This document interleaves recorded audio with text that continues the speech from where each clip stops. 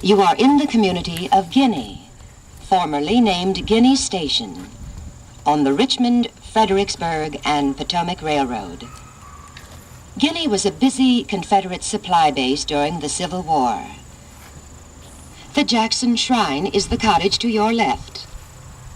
Once it was the office of Thomas Coleman Chandler's plantation, Fairfield. Today, it is the only structure remaining. In the painting, you see Fairfield as it was when the Chandlers lived here. The picture, however, does not represent a typical plantation scene. It depicts a unique and momentous occasion: the arrival of the ambulance carrying General T.J. Stonewall Jackson from the distant field hospital near Chancellorsville, where his left arm was amputated. He had been wounded by the mistaken fire of his own men at 9 p.m., May 2nd, 1863. It is now late on the day of May 4th. Jackson had come to Fairfield to recuperate. The Chandlers offered their brick dwelling, but Dr. Hunter McGuire, medical director of Jackson's Corps, preferred the privacy of the office. Jackson remembered the kindness shown by Mr. and Mrs. Chandler when he camped on Fairfield before the Battle of Fredericksburg in December of 1862.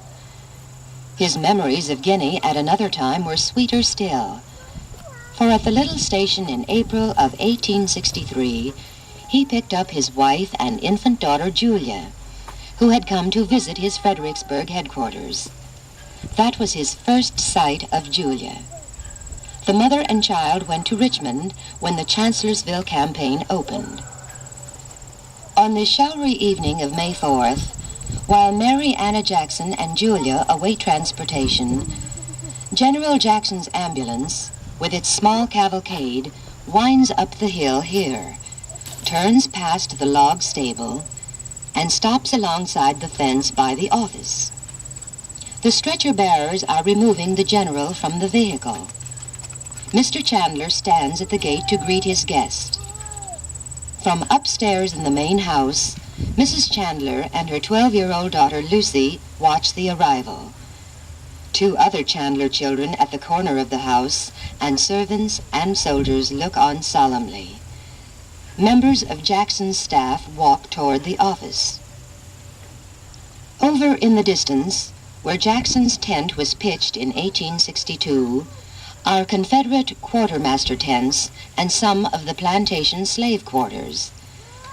In the office room facing the railroad, a fire has been kindled to dispel the spring damp. Shortly, General Jackson will be in bed there. From this scene of the 4th of May, he will not return to the world of men and affairs. By the time of the arrival of Mrs. Jackson and Julia on May 7th, pneumonia had set in, and the general was sinking. Sunday, May 10th, was a soft day full of bird song. In the afternoon, about 3:15, Mrs. Chandler and Lucy saw Anna Jackson being helped from the office and knew that the end had come. Surrounded by lily of the valley and other spring flowers from the Chandler garden, Jackson's body was placed in the parlor of the big house. Later, it was taken to Richmond and then to Lexington for burial. The genius of this brilliant American soldier, which pervades the woods and fields of so many battlegrounds, abides here at Chandler's, where he died in cheerful and courageous quiet. As the British statesman David Lloyd George said, "In this little house, the Confederacy also died."